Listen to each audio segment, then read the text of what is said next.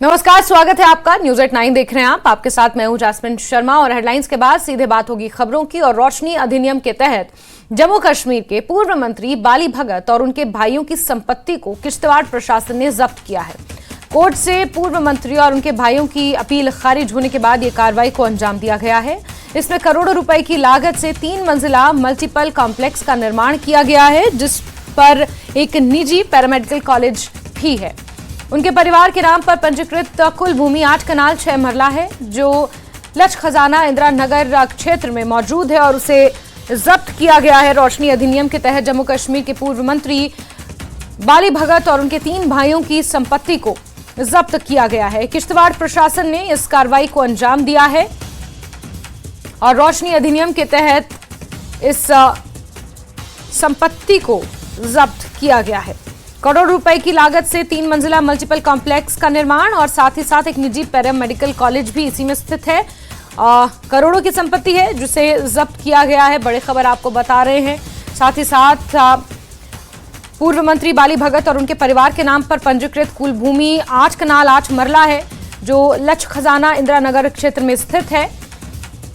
इसके तहत रोशनी अधिनियम के तहत जम्मू कश्मीर के पूर्व मंत्री बाली भगत और उनके 3 भाइयों की संपत्ति को जब्त किया गया है। किश्तवाड़ प्रशासन ने ये जब्ती की कार्रवाई अमल में लाई है।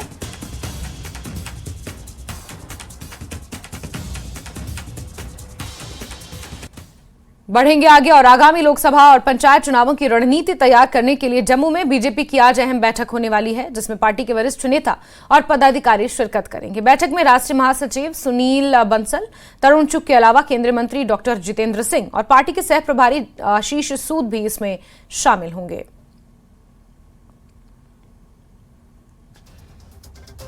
तो आज एक बार फिर बीजेपी की महत्वपूर्ण बैठक होने जा रही है। आगामी पंचायत चुनावों, अर्बन लोकल बॉडीज के चुनाव, लोकसभा चुनाव के मद्देनजर रणनीति पर खासतौर पर इस बैठक में मंथन होगा।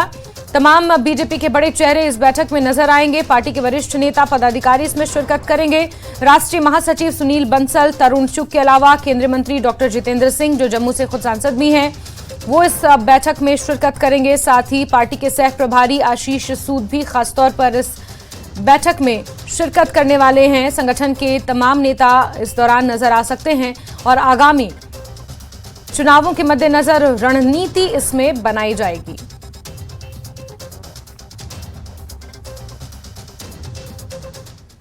भारत पाकिस्तान नियंत्रण रेखा पर पुंछ के कोसलिया इलाके में सेना का पानी का टैंकर हादसे का शिकार हो गया। इस हादसे में एक जवान की मौत भी हो गई है, जबकि दूसरा जवान जख्मी बताया जा रहा है। शहीद जवान प्रीतम सिंह जिला कठुआ के लखनपुर मंजली का निवासी था। शहीद प्रीतम सिंह का पार्थिव शरीर आज उनके पैतृक गांव पहुंचेगा, जहां पूरे सैन्य सम्मान के साथ उन्हें अंतिम विदाई आज दी जाएगी। एक्चुअली शामी 4 बजे ਨਾਲ फोन आया, 4:30 बजे कि उनका एक्सीडेंट हो गया। तो बाद थोड़े परेशान हो गए, फिर इधर उधर फोन करने लगे। 6:30-7 बजे उन्हें साइड क्लियर दसी था कि बड़ा अच्छा सारे लाड लाड दिख लो, माँ की क्या हाल है, डैडी तो बोल ही नहीं सकते। उन्हें तो ऐसा शौक है, ये शौक आज नहीं पूरी उम्र का ही है।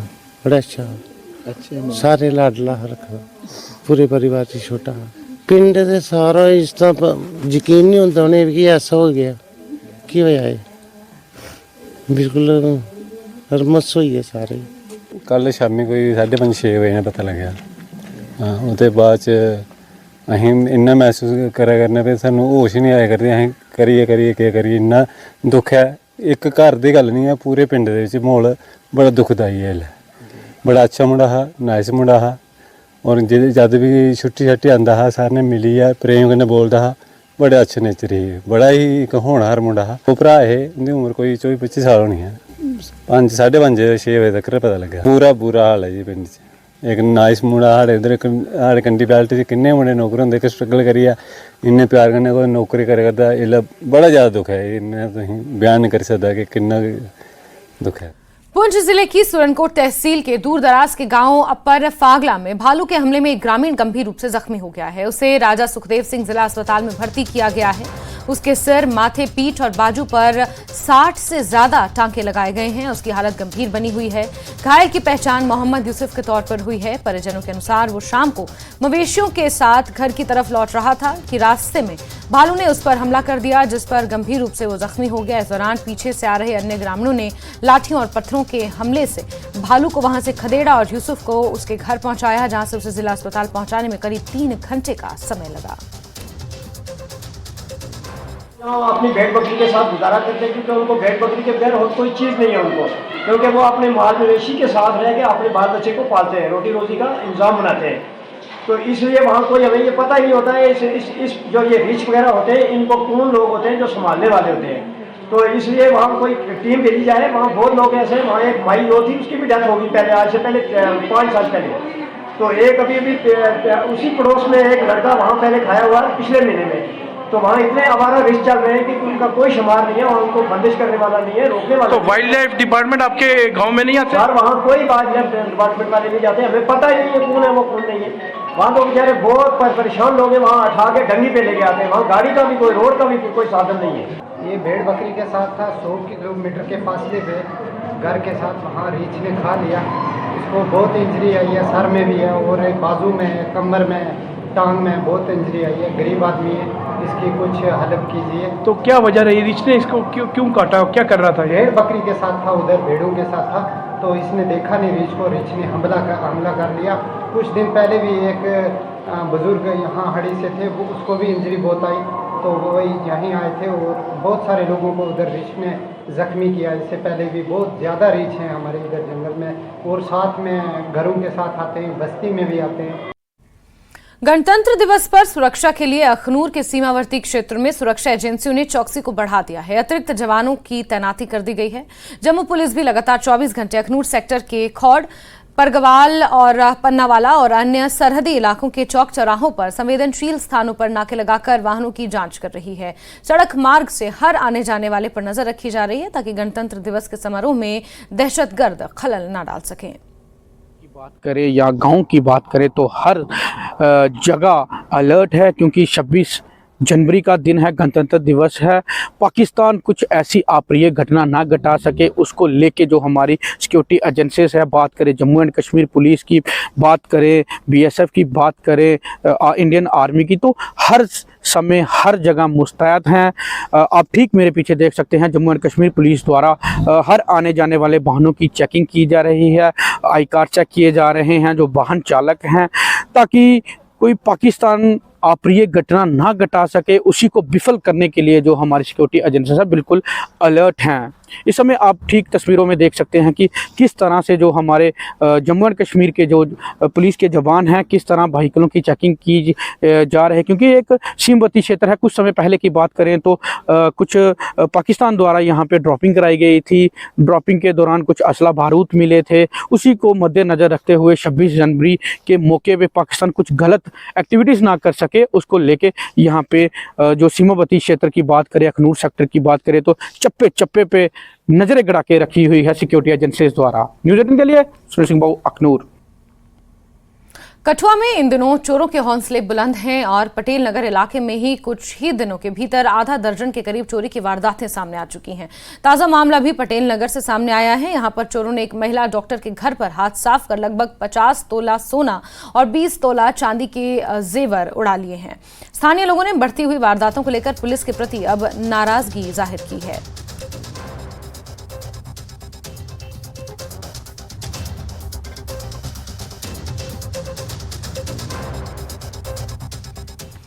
जम्मू में सुबह सर्द हवाओं के बीच एक बार फिर धूप खिली है, जिससे जम्मू वासियों को कोहरे से कुछ राहत जरूर मिली है। मौसम विभाग का अनुमान है कि 19 से 20 जनवरी के बीच जम्मू क्षेत्र के कुछ हिस्सों में हल्की बारिश होगी। वहीं श्रीनगर में कोहरा छाया हुआ है।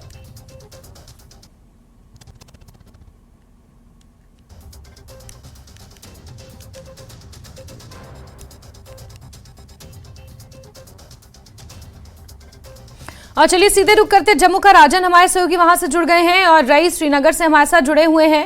राजन, जम्मू में आज कोहरे से राहत है लोगों को, लेकिन ठंड का क्या हाल है? मैं आपको बता दूं कि वाकई आज जो हालांकि धुंध तो नहीं है आज, लेकिन ठंडी हवाएं हैं और हवाएं बहुत तेज़ हैं और ठंड उसी तरह बनी हुई है जिस तरह से पहले से थी। हालांकि धूप खिली है लेकिन इतनी तीखी धूप नहीं है, हल्की धूप है।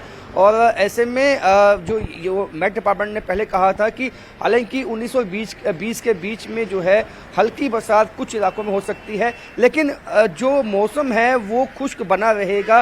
लगभग 24 से 25 तक ये जो मौसम है ये खुश्क बना रहेगा। उसके बाद ही कुछ वेस्टर्न डिस्टर्बेंस के चलते बरसात हो सकती है और पहाड़ी इलाकों पे जब स्नोफॉल होगा तो उससे जो है ठंड और बढ़ेगी। लेकिन जो धुंध है जिससे जो दिक्कतें लोगों को पहले आ रही थी उससे लोगों को निजात मिली है। जो कामकाज पे निकलने वाले लोग हैं, सुबह धुंध से कहीं जो है हेल्थ इश्यूज भी लोगों में आ रहे थे, उनमें कुछ कमी आने की उम्मीद है। लेकिन जिस तरह से ठंडी हवाएं हैं और ऐसे में जो ये अनुमान लगाया जा सकता है कि मौसम खुल सकता है आने वाले एक हफ्ते में, क्योंकि अगर बरसात होती है तो उसके बाद मौसम खुलेगा और जो ये बीमारियां जो फैल रही हैं उससे जो है कुछ राहत जो है लोगों को मिलेगी। क्योंकि अभी जो है जिस तरह की ठंड है ये खुश्क ठंड है, इसमें गले लोगों के जो हैं वो ख़राब हो रहे हैं, चेस्ट ख़राब हो रही है, तो इसकी वजह से जो हेल्थ इश्यूज आ रहे हैं।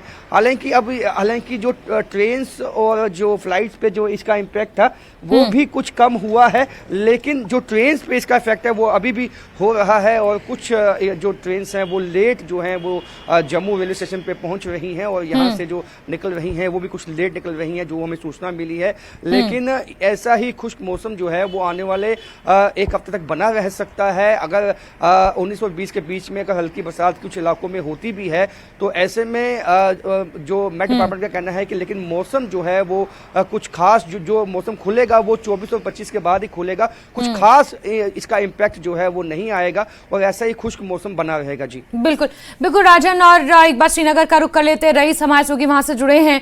रईस, चिले कलान चल रहा है और जिस तरह की धूप मैं इस वक्त आपके ऊपर देख पा रही हूं, कहीं ना कहीं ये हालात चिंताजनक है, क्योंकि ना खुलकर बर्फबारी हो रही है ना बारिश हो रही है, जिसकी वजह से जो सयाह घाटी का रुख कर रहे हैं वो भी मायूस हैं और किसान और बागवान और आम लोगों की चिंता तो बढ़ ही गई है। रईस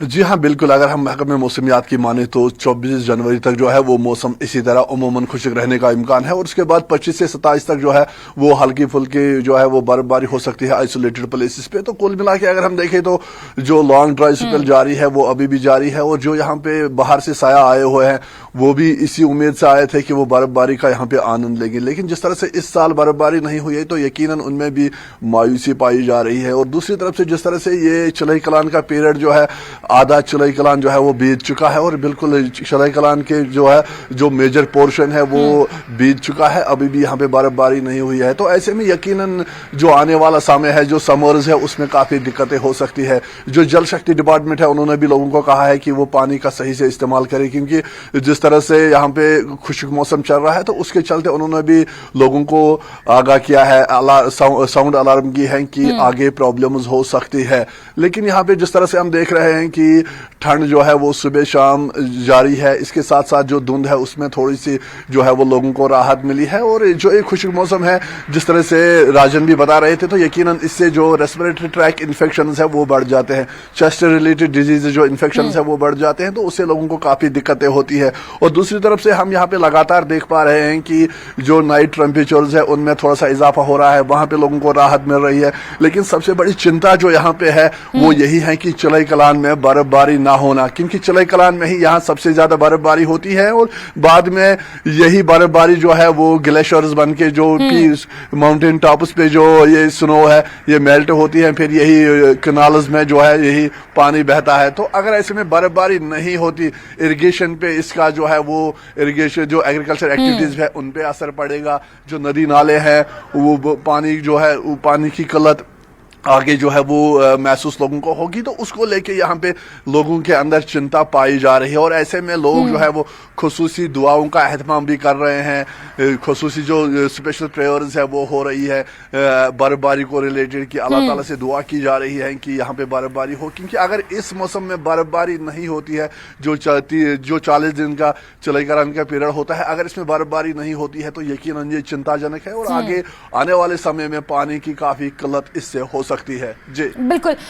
साथ ही राजन, आपसे ये जानना चाहेंगे, हालांकि कहीं ना कहीं कोहरा नहीं होने की वजह से यातायात आज सुचारू रूप से चल रहा है, लेकिन ठंड में लगातार ठंड देखी जा रही है, तापमान में लगातार गिरावट दर्ज की जा रही है, और ये जो बदलता मौसम है, जो क्लाइमेट चेंज है, ये कहीं ना कहीं भारी चिंता का विषय है। जम्मू में भी जिस तरह से जम्मू के जो सीमावर्ती इलाके हैं, जहां पर भारी मात्रा में फसल उगाई जाती है, जो किसान हैं वो कहीं ना कहीं चिंतित हैं और मायूस हैं, क्योंकि बारिश जो होनी चाहिए थी वो नहीं हो रही है, और आगे आने वाले समय के लिए फसलों को, जो नकदी फसलें हैं, उन्हें काफी नुकसान इससे हो रहा है। बिल्कुल ना बल्कि किसान बल्कि जो स्टूडेंट्स हैं वो भी परेशान हैं। मैं आपको बताऊं 3 दफ़ा जो छुट्टियां हैं वो एक्सटेंड हुई हैं स्कूल की। अब जो लेटेस्ट जो नोटिफिकेशन आया है उसके मुताबिक 19 तक जो है वो छुट्टियां जो हैं वो कर दी गई हैं।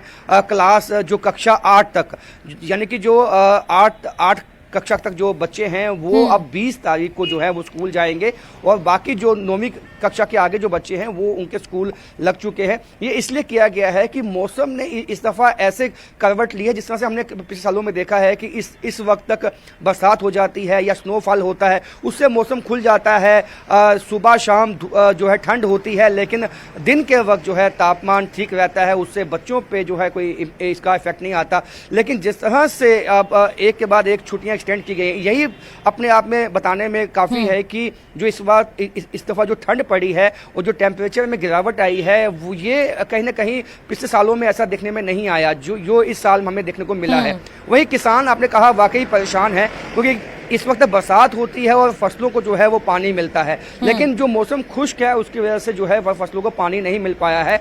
13 अप्रैल को जब ये बैसाखी होती है, हार्वेस्टिंग होती है, तब तक फसलें तैयार हो जाती हैं, लेकिन इस दफ़ा किसान चिंतित हैं कि इस दफ़ा अगर उनकी फसलें तैयार नहीं हुई, अगर उनको पानी नहीं मिला तो नुकसान हो सकता है। तो चिंता जो है सबके लिए है, और ये भी अनुमान लगाया गया है अगर बरसातें या स्नोफॉल ज़्यादा नहीं होता, पानी की किल्लत हो सकती है, पानी की दिक्कत हो सकती है, इलेक्ट्रिसिटी की दिक्कत हो सकती है। तो ये तमाम जो एक कंसर्न्स हैं वो एक कॉमन मैन को है यहाँ पे, क्योंकि जब स्नोफॉल जितना ज़्यादा होगा उतना ही गर्मियों में पानी आएगा, और पानी की जो किल्लत है वो दूर होती है। अगर स्नोफॉल नहीं होगा, बरसात नहीं होगी, तो जो है इलेक्ट्रिसिटी जनरेट नहीं हो पाएगी, लोगों को पानी नहीं मिल पाएगा पीने का।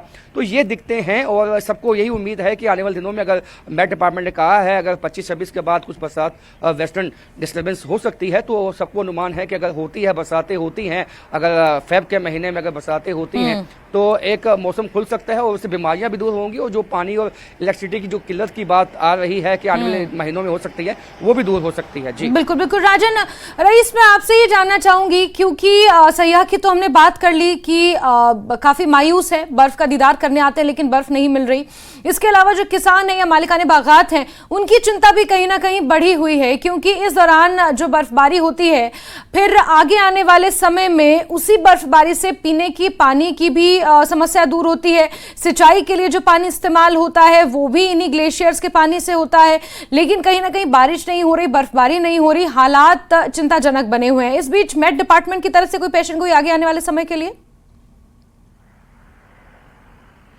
जी हाँ, बिल्कुल। महकमे मौसमियात ने प्रेडिक्शन की है, यहाँ पे पेशन गोई की है कि 25 से 27 तक जो है वो वेस्टर्न डिस्टर्बेंस जो है वो कश्मीर को अप्रोच कर रही है, जम्मू कश्मीर को। तो आइसोलेटेड प्लेसेस पे लाइट टू मॉडरेट रेन और स्नोफॉल हो सकता है, और इसके साथ साथ 28 और 29 को भी जो है उन्होंने ये पेशन गोई की है कि कहीं मकामात पे बर्फबारी और स्नोफॉल जो है वो लाइट हो सकता है। तो ये हम लगातार यहाँ पे देख रहे हैं कि अमूमन जो है 24 जनवरी तक जो है वो मौसम खुशक रहने का ही इम्कान है। तो ऐसे में जिस तरह से लॉन्ग ड्राई स्पेल चल रहा है, सबके लिए ये चिंता का विषय बना हुआ है, और सब लोग दुआ कर रहे हैं कि जल्द से जल्द जो है यहाँ पे बर्फबारी हो, क्योंकि अगर बर्फबारी इस मौसम में नहीं होती है तो इसका एक इम्पैक्ट पड़ेगा, बैडली इम्पैक्ट पड़ेगा जो एग्रीकल्चर एक्टिविटीज है, फ्लोरिकल्चर है, और इसके साथ साथ जो बिजली है, इलेक्ट्रिसिटी पे भी इसका असर पड़ेगा, और आने वाले दिनों में पीने की पानी की और भी किल्लत जो है वो हो सकती है। तो यही वजह है कि लोग लगातार यहाँ पे जो है वो खुसूसी दुआओं का एहतमाम कर रहे हैं, स्पेशल प्रेयर्स हो हो रही है ताकि